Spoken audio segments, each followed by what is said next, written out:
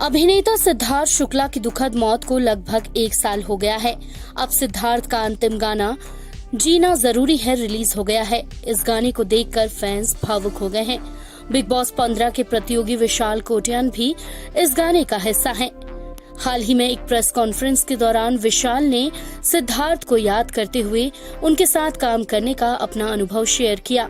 कोई भी एल्बम को रिलीज करना ना करना एक्चुअली एक्टर के हाथ में तो होता है, the music company and the producer वो डिसाइड्स। पर जहाँ तक मुझे पता है, because I have been a part of this journey, हमने शुरू किया था 2020 में और रिलीज करने वाले थे। दैट टाइम सिड भाई had not even done big boss, he went into big boss. और झूठ नहीं बोलूँगा, थोड़ा सा लालच शायद आ जाता है हर किसी के। Everybody wants to cash on popularity, और सिड भाई की जैसी पर्सनैलिटी थी कि all know that he will rock Bigg Boss. मैं तो उन्हें तब से जानता हूँ जब हमारी दोस्ती इंस्टाग्राम और एक दूसरे की स्टोरी शेयर करने वाली नहीं है, एक कटिंग चाय और पार्ले जी वाली दोस्ती है। हम ग्लैडरैक्स के ज़माने से, मेरे सीनियर थे ग्लैडरैक्स में, तब से जानते हैं हम एक दूसरे को। तो सबको ये था कि बिग बॉस से बाहर आएंगे तो शायद रिलीज हो जाएगा। मैं तो रुका ही था कि सिड भाई के साथ गाना है तो अच्छा ही है, लेकिन कोविड आ गया। उसके बाद जब वो बिग बॉस में, तभी Covid struck, everybody went into Covid चलते चलते सिद्धार्थ भाई बहुत मतलब बोलने में भी, मतलब हु न्यू दैट इतना हंसता खेलता इंसान, मस्त इंसान, सबको इतने ब्लेसिंग्स वाला इंसान इस हमारे बीच नहीं रहेगा। एंड जैसे गाने में है, releasing this song at that moment would be somewhere playing with sentiments of family and friends, fans, क्योंकि फिर तो बहुत ही क्रूएल हो जाता। उसके बाद कोविड का दौर चलता रहा, मैं बिग बॉस में गया। मैं genuinely as an actor, trust me, मैं तो चाहता था कि मैं जब बिग बॉस में अंदर गया तब ये रिलीज हो। तो यू नो इट, मैं अपनी मैं दिल खोल के अपने लालच के बारे में बता रहा हूँ, बट नहीं हुआ। अब ये गाना रिलीज हो रहा है, अभी भी बहुत अच्छा लग रहा है, एटलीस्ट फैंस तक ये गाना पहुंचेगा। तो this is the reason this song took so long. And Siddharth भाई का शायद नहीं, यकीनन ये आखिरी काम है एज एन एक्टर। तो I want everybody to just give all the love. Siddharth Shukla के परिवार द्वारा जारी किए गए एक बयान में कहा गया था कि कोई भी गाना उनके ऊपर नहीं बनना चाहिए। इसके बावजूद भी यह गाना रिलीज हुआ, तो इस पर मेकर्स का कहना था। पहले तो मुझे ऐसा लगता है कि बिंग प्रेजेंट करने वालों के लिए कि अगर कोई प्रोडक्ट बना हुआ है और उनके फैंस तक ये गाना पहुंचना चाहिए। अगर ये आफ्टर बिग बॉस के बाद हुआ होता तो हमारे पास एक वो होता कि हाँ चलो हम लोग रिलीज नहीं कर सकते, बट ये 2 से 3 साल पहले ये ऑलरेडी शूट हुआ था। So as an producer, as an makers, सबका एक वो होता है कि हाँ उनका प्रोडक्ट एक्चुअली फ्लोर पे या एक्चुअली सारी चीज़ों सबके सामने आना चाहिए। तो मुझे नहीं लगता कि ये चीज़ें गलत है, मेरे ख्याल से सब होना चाहिए, सबके सामने आना चाहिए ये सॉन्ग। इसके बाद विशाल का कहना था, फर्स्ट ऑफ ऑल वो स्टेटमेंट आप बोल रहे हो कि हमारे गाने के लिए तो न्यूज़ है, थैंक यू फॉर। हमको तो पता भी नहीं था कि वो हमारे गाने के लिए, क्योंकि वो एक जनरल स्टेटमेंट था। उसके बाद भी सिद्धार्थ के बहुत सारे गाने आए हैं, उनके जब सिद्धार्थ नहीं रहे उसके बाद भी 1-2 गाने आए हैं शायद जिसमें सिद्धार्थ है ही नहीं, इसमें तो सिद्धार्थ है और उनका काम है। सो पहली बात तो वो स्टेटमेंट हमारे लिए गाने के लिए इसे आप बता रहे हो मुझे। सेकेंडली, अगर आप फैंस की बात करें तो ऐसा कौन सा फैन है सिद्धार्थ शुक्ला का जो मुझे हाथ उठा के बताए कि मैं उनका काम नहीं देखना चाहता? अगर वो हुआ ना तो मैं मान जाऊँगा। और सबसे इम्पोर्टेंट बात है कि ये गाना सिद्धार्थ भाई का या विशाल कोटियान, अगर ऐसा ही है तो फिर तो दीपिका त्रिपाठी का है। सबसे ज्यादा तो वो है इस गाने में, एक लड़की दोनों लड़कों के ऑपोजिट, तो गाना तो दीपिका त्रिपाठी का हुआ। तो ये गाना, जब एक गाना बनता है ना, तो वो किसी एक्टर का नहीं होता, गाना फैंस का होता है। यू नो, फैंस देखना चाहते हैं। कोई भी फिल्म बनती है फैंस की होती है, फैंस उसे हिट या फ्लॉप करते हैं, ठीक है। तो मैं मैं तो सिद्धार्थ भाई का फैन हूँ। मैं ये गाना, मैंने गाना किया है, फिर भी मैं गाना 100 बार देखूंगा। तो अगर कोई भी फैन अगर ये बोले कि नहीं मैं सिद्धार्थ भाई का काम नहीं देखना चाहता, फिर वो खुद को फैन कैसे बोलता है? और जहाँ ट्रोलिंग की बात है, कुछ तो लोग कहेंगे लोगों का काम है कहना, उससे कोई फर्क नहीं पड़ता। सारे फैंस अगर जेन्युइन सिद्धार्थ भाई के फैंस हैं तो जाकर इस गाने को देखें, प्यार दें, क्योंकि ये सिद्धार्थ भाई का आखिरी काम है जो लोगों के बीच आएगा। ये कहते हुए दिल भर आता है, पर है जो है वो है, सच्चाई का सामना करना पड़ेगा। हालांकि ये साफ नहीं हुआ है कि गाना सिद्धार्थ के परिजनों की मंजूरी के बाद रिलीज किया गया है या नहीं, लेकिन फैंस बिग बॉस 15 कंटेस्टेंट विशाल कोटियान पर भड़के हुए हैं। इस गाने को देखकर फैंस भावुक हो गए हैं। अपने हीरो को आखिरी बार पर्दे पर देखकर इमोशनल होने के साथ साथ उनका गुस्सा विशाल कोटियान पर फूटा है।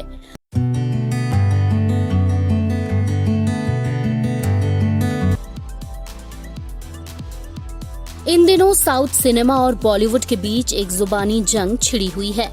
अब इस विवाद में फिल्म मेकर करण जौहर का बयान भी सामने आया है। आइए सुनते हैं इस पर करण का क्या कहना है।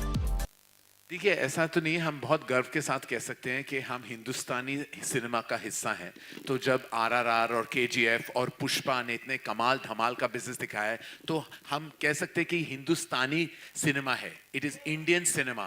हम ये जब हमने मैंने जब and we are proud of all those films, we are proud of Indian cinema. उन्होंने एक्चुअली इंडियन सिनेमा का दर्जा और भी ज़्यादा बढ़ा दिया है। प्रशांत नील साहब, Rajamouli sir, Sukumar and KGF, all that has just completely told us कि हमारा स्टैंडर्ड इतना बड़ा हो सकता है और इतना हम आगे जा सकते हैं।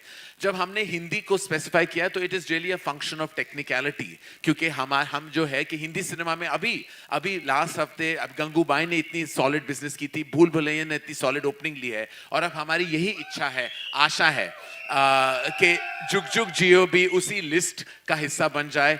हम ये भी चाहते हैं कि हर भाषा की फिल्म चले और हमारी फिल्में भी चले, क्योंकि ये बताना बहुत ज़रूरी है कि जब भी हम एंटरटेन करते हैं तो वो चाहे कोई भी भाषा हो, तमिल हो या तेलुगु हो, मराठी हो। अगर आपने नोटिस किया, पंजाबी सिनेमा ने इतनी बड़ी हिट दी है लास्ट वीक, फिर मराठी सिनेमा उसी हफ्ते ने भी इट डिड सो सुपर्बली। तो we want that, we don't want any language and it to be kind of compared to each other, but we just want to say कि we are proud of Indian cinema, और हम यही चाहते हैं कि Hindustani cinema अभी आगे बढ़ते जाए, and we are always on the entertainment of the entertainment global map। इसके बाद जब करण से पूछा गया कि साउथ सिनेमा और बॉलीवुड के बीच कोई कंपटीशन नहीं है, तो जवाब था Not at all. I have, in fact, if you remember, ma'am, in 2000, many years ago, I presented Bahubali. In fact, I had that huge faith in the power of cinema. There is no competition between the same industry. How can they be? We grow together. We don't, to compete would be completely not servicing the requirements of entertainment in the industry. We have to be one collective unit. And Rajamouli sir has said that many times. We should be one cinema. And in fact, the best crossover is the crossover that has happened recently, is when the South has done such expansive business in the North. That is crossover. Going to any festival, winning an Oscar does not matter to us. We want to grow as Indian cinema, and that is being proven time and again. In fact, when these things happen, I feel it unites the country even more. करण का यह video तेजी से social media पर viral हो रहा है। करण ने यह बात हाल ही में अपनी फिल्म जुग जुग जियो के ट्रेलर लॉन्च इवेंट के दौरान कही, जहां कियारा आडवाणी, वरुण धवन, नीतू कपूर, अनिल कपूर, करण जौहर और मनीष पॉल सहित कई अन्य लोग मौजूद थे। फिल्म जुग जुग जियो का प्रोडक्शन करण जौहर की कंपनी धर्मा प्रोडक्शन और वॉयकॉम 18 के बैनर तले किया जा रहा है। वहीं फिल्म का निर्देशन राज मेहता ने किया है। इस फिल्म में वरुण धवन और Kiara Advani lead role play कर रहे हैं। फैमिली ड्रामा और इमोशन से भरपूर ये फिल्म 24 जून 2022 को रिलीज होगी।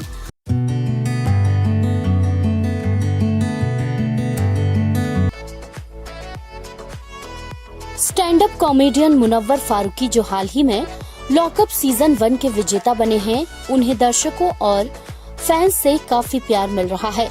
मुनव्वर ने हाल ही में अपनी लॉकअप जीत का जश्न अपने परिवार और करीबी दोस्तों के साथ मनाया। तो मज़ा इस पार्टी के बारे में ये था कि इसमें मेरे सब पुराने लोग थे, जो मुंबई में 15 साल पुराने दोस्त थे, जो नल बाज़ार में जब मैं बर्तन की दुकान में काम करता था, तो वो वाले दोस्तों को मैंने बुलाया था। और हम लोग अभी भी टच में, हम लोग मिलते रहते। मैं लॉकअप जाने से 2 दिन पहले उन सबसे मिला था, और जब मैं डोंगरी पे आया तब भी वो सब घर पे आए थे मुझे मिलने।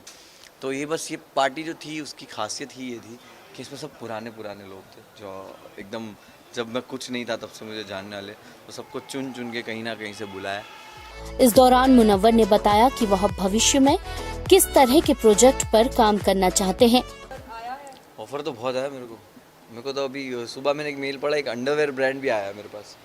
तो ऑफर तो हर तरीके के आ रहे हैं, बहुत सारे आ रहे हैं। तो मूवी से लेकर अंडरवेयर तक सब बेचने का आ रहा है ऑफर तो। बट वही है कि काम मैं ऐसे ही नहीं करता हूँ, और जस्ट बिकॉज ऑफर है मैं वो काम कर लूँ, मैं उस वजह से नहीं करता हूँ। मैं कंटेंट में हमेशा एक as a writer, as a comedian, मैं हमेशा कंटेंट में बिलीव करता हूँ। तो जितना क्वालिटी और टाइट मटेरियल होता है, मैं उस तरह की चीज़ों में काम करूँगा। तो कोई भी चीज़ अगर ऐसी आई कि जो वीक है और जस्ट बिकॉज वो बड़ी चीज़ है तो मैं कर लूँ, नहीं, मेरा ऐसा नहीं होगा। स्ट्रॉन्ग कंटेंट होगा, क्वालिटी कंटेंट होगा तो ही मैं कोई भी प्रोजेक्ट पे काम करूँगा, ऐसा मैं चाहता हूँ। कंगना रनौत द्वारा होस्ट किए गए रियलिटी शो लॉकअप पर मुनव्वर ने 20 लाख रुपए का चेक और एक नई कार और इटली की एक पेड ट्रिप जीती है। Well, I can never miss an update.